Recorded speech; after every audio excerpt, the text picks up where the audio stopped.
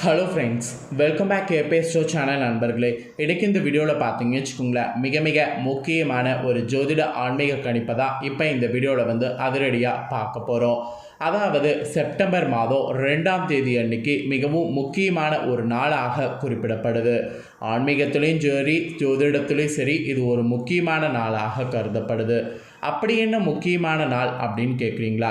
September 2ஆம் தேதி ஆவணியுடைய 17ஆம் தேதி ஆவணி மாதத்துடைய சோமவதி அமாவாசையானது வருது. இந்த ஆவணி அமாவாசையில் நிறைய கிரக மாற்றங்களானது ஏற்படுது. அந்த கிரக மாற்றங்களால் ஒவ்வொரு ராசிக்காரங்களுக்கும் தலைவிதி மாறும். அப்படி மாறக்கூடிய தலைவிதியை ஒவ்வொரு ராசிக்காரங்களும் தெரிஞ்சு பயனடையணுங்கிறதுக்காக ஒவ்வொரு ராசிக்காரங்களுக்கும் ஆவணி அமாவாசைக்கு பிறகு என்ன நடக்கும் அப்படிங்கிற விஷயங்களை ஷேர் பண்ணிகிட்ருக்கேன். அதன்படி இன்றைக்கி இந்த வீடியோவில் ஆவணி அமாவாசைக்கு பிறகு மகர ராசிக்காரங்களுக்கு என்ன நடக்கும் அப்படிங்கிறத ஷேர் பண்ண போகிறேன். இந்த வீடியோ மகர ராசிக்காரங்களுக்கு ரொம்ப யூஸ்ஃபுல்லாகவும் ரொம்ப இன்ட்ரெஸ்டாகவும் இருக்கும். ஸோ மகர ராசிக்காரங்க வீடியோ ஸ்கிப் பண்ணாமல் பாருங்கள். உங்கள் ராசிக்கு இந்த ஆவணி அமாவாசைக்கு பிறகு தலைவிதி எப்படி இருக்கும் அப்படிங்கிறத தெரிஞ்சுக்குங்க. அதுக்கெல்லாம் முன்னாடி ஆவணி அமாவாசைனா என்ன, ஆவணி அமாவாசையுடைய சிறப்பு என்னங்கிறத ஷேர் பண்ணுறேன். நிறைய பேருக்கு ஆவணி அமாவாசை என்னங்கிறது தெரியாமல் இருக்குது. முதல்ல ஆவணி அமாவாசைனா என்ன, ஆவணி அமாவாசையுடைய சிறப்பை தெரிஞ்சுக்குங்க. ஆவணி மாதத்தில் வரக்கூடிய அமாவாசை சிம்ம ராசியில் சூரியன் சந்திரன் கூட்டணி இருக்கக்கூடிய நாளில் வருது. இதனால் உங்கள் ராசிக்காரங்களுக்கு என்ன பலன் அப்படிங்கிறத நீங்கள் கண்டிப்பாக தெரிஞ்சு பலன் பெறணும். சிம்ம ராசியில் சூரியன் சந்திரன் கூட்டணிங்கிறது ரொம்ப முக்கியமானதாக பார்க்கப்படுது. அதனால் இந்த அமாவாசை சிம்ம மாத அமாவாசை என்றும் அழைக்கப்படும். அது மட்டும் இல்லாமல் இந்த அமாவாசையை சோமவதி அமாவாசை என்றும் அழைக்கப்படும். காரணம் என்னென்னா, திங்கட்கிழமை வரக்கூடிய அமாவாசை. அதனால் இந்த அமாவாசையுடைய சிறப்பை முதல்ல தெரிஞ்சுக்குங்க. இந்த அமாவாசையில் என்ன வழிபாடு செய்யணும் அப்படிங்கிறத தெரிஞ்சுக்குங்க. அதுக்கப்புறம் உங்கள் ராசிக்கு என்ன தலைவிதி மாறும் அப்படிங்கிறத பார்க்கலாம். அமாவாசை பார்த்திங்கன்னு வச்சுக்கோங்களேன், பிதுர் தர்ப்பணம் மற்றும் அன்னதானம் ஆகியவற்றிற்கு குலதெய்வம் இருக்கக்கூடிய இடத்துல செய்வது நல்லது. முடியாதவங்க உங்கள் இஷ்டதெய்வம் இருக்கக்கூடிய இடத்துல செய்யலாம். அப்படி இல்லைனா வீட்டில் செய்யலாம். இந்த ஆவணி அமாவாசையை முன்னிட்டு நிறைய ஏராளமானோர் புனித நீர்நிலைகளில் நீராடி முன்னோர்களுக்கு தர்ப்பணம் செய்வாங்க. அந்த மாதிரியும் நீங்கள் செய்யலாம். ஆவணி மாதத்தில் சிம்ம ராசியில் சூரியன் புதனோடு சந்திரன் இணைவார். தந்தையுடைய வீட்டில் தாய் பயணம் செய்வது சிறப்பு என்று சொல்லப்படும். எனவே தான் இந்த அமாவாசை மறைந்த முன்னோர்களுக்கு பிதுர் காரியங்களை மறக்காமல் செய்ய வேண்டும் என்று சொல்லப்படுது. இந்த அமாவாசை திதி என்று ஒவ்வொரு வீட்டு வாசல்லையும் அந்தந்த வீட்டு பித்ருக்கள் நின்று கொண்டு தங்களுக்கு தரப்படக்கூடிய எள் கலந்த தண்ணீரை பெற்றுக்கொள்வதற்காக காத்து கொண்டிருப்பாங்க என்று நம்பப்படுது. அமாவாசை தினத்தில் வீட்டில் தர்ப்பணம் செய்து அவர்களுக்கு எள் கலந்த தண்ணீரை தரப்படவில்லை என்றுன்னு வச்சுக்கோங்களேன், அவர்கள் ஏமாற்றமடைந்து வருத்தப்பட்டு கோபத்தோடு செல்கிறார்கள் என்று சொல்லப்படும். அவங்க கோபத்தோடு செல்வது மட்டும் இல்லாமல் ஒரு சில பித்ருக்கள் சாபம் கூட தந்துவிட்டு செல்வார்கள் என்று கூறப்படுது. எனவே தான் நம்ம தர்ப்பணம் இந்த நாளில் கொடுக்கறது ரொம்ப முக்கியம் என்று அறிவுறுத்தப்படுது.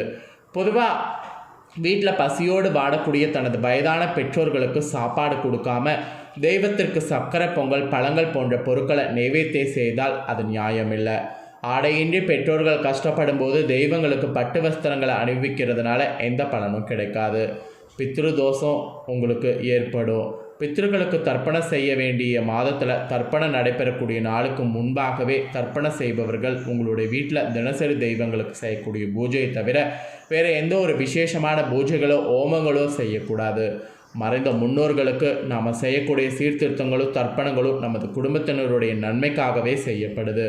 ஆகவே தவறாத சீர்திருத்தத்தையும் தர்ப்பணங்களையும் செய்ய வேண்டும். மிக கடுமையான பிதுர் தோஷ உடையவர்கள் பல காலமாக பித்ரு ஆராதனைகளை செய்யாத பாவத்துக்கு ஆளாவாங்க. அப்படி இருக்கிறவங்களாம் ராமேஸ்வரம் போன்ற புண்ணிய தலத்துக்கு சென்று திலை ஹோமம் செய்வது மிகவும் அவசியம். இந்த தில ஹோமம் வேத அறிந்த ஆச்சாரியர்கள் தான் செய்ய வேண்டும் என்பது முக்கியம். ஒவ்வொரு மாதமும் அமாவாசையில் அன்னதானம் செய்ய முடியாதவங்க ஸ்பெஷல் அமாவாசையிலையாவது அன்னதானம் செய்யலாம். அப்படி செய்யும்போது அந்த அன்னதானத்துக்கு அவ்வளோ ஒரு சிறப்பு இருக்குது. இதில் மகர ராசிக்காரங்க நாளை நாள் இந்த அமாவாசையில் முருகப்பெருமான வழிபாடு செய்வது சிறப்பு. முருகப்பெருமான வழிபாடு செய்து முருகனுக்கு உகந்த அன்னதானங்களை இந்த நாளில் செய்திங்கன்னா உங்களுக்கு மிகப்பெரிய பலன் வந்து கிடைக்கும். ஸோ ஆவணி அமாவாசையுடைய சிறப்பு இதுதாங்க. ஆவணி அமாவாசையுடைய சிறப்பை தொடர்ந்து இப்போ ஆவணி அமாவாசைக்கு பிறகு தலைவிதி மகர ராசிக்காரங்களுக்கு என்ன மாதிரி மாறும் அப்படிங்கிறத பார்க்க போகிறோம். மகர ராசிக்காரங்க உங்கள் ராசிக்கு தலைவிதி என்ன மாதிரி மாறும் அப்படிங்கிறத நோட் பண்ணிக்கோங்க. மகர ராசி அன்பர்களுக்கு இந்த அமாவாசைக்கு பிறகு உடல்நிலையிலிருந்து சிறிது நிவாரணம் வந்து கிடைக்கும். பரம்பரை சொத்து கெட்டக்கூடிய அதிர்ஷ்டம் உங்களுக்கு இருக்குது. இந்த அமாவாசைக்கு பிறகு மறதியால் பண இழப்பு பார்த்திங்கன்னு வச்சுக்கோங்களேன் ஏற்படும். ஸோ அந்த பண இழப்பு மறதி இல்லாமல் பார்த்துக்கிறது ரொம்ப முக்கியம். ஆன்மீகத்தில் மிதமான நாட்டம் உங்களுக்கு மன அமைதியை தரும். இந்த அமாவாசைக்கு பிறகு வரக்கூடிய காலகட்டத்தில் ரியல் எஸ்டேட் அசையா சொத்துக்கள் தொடர்பான விஷயங்கள் சிக்கலை உருவாக்கலாம். அதனால் இதெல்லாம் பார்த்திங்கன்னு வச்சுக்கோங்களேன் கொஞ்சம் கவனமாக இருக்க வேண்டியது அவசியம். ஸோ மகர ராசிக்காரங்க இந்த அமாவாசைக்கு பிறகு கொஞ்சம் நீங்கள் ஏற்றிறக்கமான பலன்களை சந்திக்கிற மாதிரி தான் இருக்குது. அதுக்கப்புறம் காதல் குடும்ப உறவை பொறுத்த வரைக்கும் இந்த அமாவாசைக்கு பிறகு உங்கள் ராசிக்கு எப்படி இருக்குன்னா உறவு மற்றும் காதல் திருமண வாழ்க்கையில் சாதகமான சூழலை அனுபவிப்பீங்க. அதுக்கப்புறம் மகர ராசிக்காரங்க உங்களுக்கு குடும்பத்தில் கருத்து பரிமாற்றத்தில் கவனமாக இருக்க வேண்டும். இந்த அமாவாசைக்கு பிறகு வீண் பேச்சுக்களை தவிர்க்கிறது நல்லது. இது தேவையற்ற சர்ச்சைகளுக்கு வழிவகுக்கும். காதலர்கள் திருமண உறவை அடுத்த கட்டத்திற்கு கொண்டு செல்லலாம். அதே சமயம் திருமணத்திற்கு காத்திருப்பவங்க இந்த அமாவாசைக்கு பிறகு திருமணம் செய்து கொள்ளலாம். இருந்தாலும் காதல் குடும்ப உறவில் கொஞ்சம் ஜாக்கிரதையாக இருக்க வேண்டும் என்று வலியுறுத்தப்படுது. அப்புறம் நிதிநிலை பார்க்கும்போது மகர ராசிக்காரங்க உங்களுக்கு நிதி நிலைமை இந்த அமாவாசைக்கு பிறகு தொடக்கத்தில் சுமாராக இருக்கும். அதே சமயம் இந்த அமாவாசையில் பிற்பகுதியில் நல்ல வரவு காணப்படும். வருமானம் சீராக இருக்கும். இந்த அமாவாசையில் ஊக வணிகம் மற்றும் முதலீடு மூலம் சம்பாதிக்கலாம். பெற்றோருடைய ஆரோக்கியத்திற்காக செய்யக்கூடிய செலவுகள் காரணமாக சேமிப்பு குறையும். வியாபாரத்தில் பங்குதாரர்கள் மூலம் வருமான வாய்ப்பு இந்த காலகட்டத்தில் எதிர்பார்க்கலாம். அதாவது வியாபாரத்தில் பங்குதாரர்கள் மூலம் வருமான வாய்ப்பு இந்த அமாவாசைக்கு பிறகு நீங்கள் முயற்சி பண்ணிங்கன்னா கொஞ்சம் நல்லா வருமானம் வர வாய்ப்பு இருக்குது. ஸோ நிதிநிலை பொறுத்த வரைக்கும் இந்த அமாவாசைக்கு பிறகு இப்படி தான் உங்களுக்கு பலன் கிடைக்கும். அப்புறம் உத்தியோக ரீதியாக பார்க்கும்போது மகர ராசிக்காரங்களுக்கு உத்தியோக வாழ்க்கை இந்த அமாவாசைக்கு பிறகு சாதகமான மாற்றங்களை காண முடியும். பெண் பணியாளர்கள் மற்றும் சக பணியாளர்கள் உத்தியோகத்தில் உங்களுக்கு ஆதரவாகவும் சாதகமாகவும் இருப்பாங்க. பணியிட சூழல் வசீகரமாக உங்களுக்கு இருக்கும். இருப்பினும் இந்த அமாவாசைக்கு பிறகு உங்களுடைய வழிகாட்டிகள் மேலதிகாரிகள் முதலாளிகள் உங்களுக்கு மாற்றங்கள் ஏற்பட வாய்ப்பு இருக்குது. அதாவது அவங்க மூலிமா உங்களுக்கு மாற்றங்கள் வர வாய்ப்பு இருக்குது. அந்த மாற்றங்களை ஏற்றுக்கொள்ளுங்கள். அப்புறம் தொழில் ரீதியாக உங்கள் ராசிக்காரங்களுக்கு நீங்கள் மேற்கொள்ளக்கூடிய வியாபாரம் இந்த அமாவாசைக்கு பிறகு வளர்ச்சி மற்றும் மீட்சியை வந்து காணும்.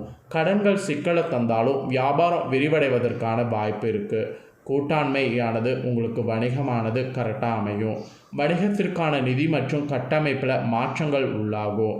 வணிகத்தில் துணை அதிகாரிகளுக்கு வழிகாட்ட திறனோடு தலைமைத்துவத்தோடு இணக்கமாக நீங்கள் இந்த அமாவாசைக்கு பிறகு இருக்க வேண்டும். ஸோ தொழில் செய்கிறவங்க ரொம்ப கவனமாக செய்யணும் என்று குறிப்பிடப்பட்டிருக்கு. அப்புறம் ஆரோக்கிய ரீதியாக பார்க்கும்போது ஆரோக்கியத்தில் இந்த அமாவாசைக்கு பிறகு நல்ல முன்னேற்றம் ஏற்படும். பெற்றோருடைய உடல்நிலை உங்களுக்கு கவலையை ஏற்படுத்தும்.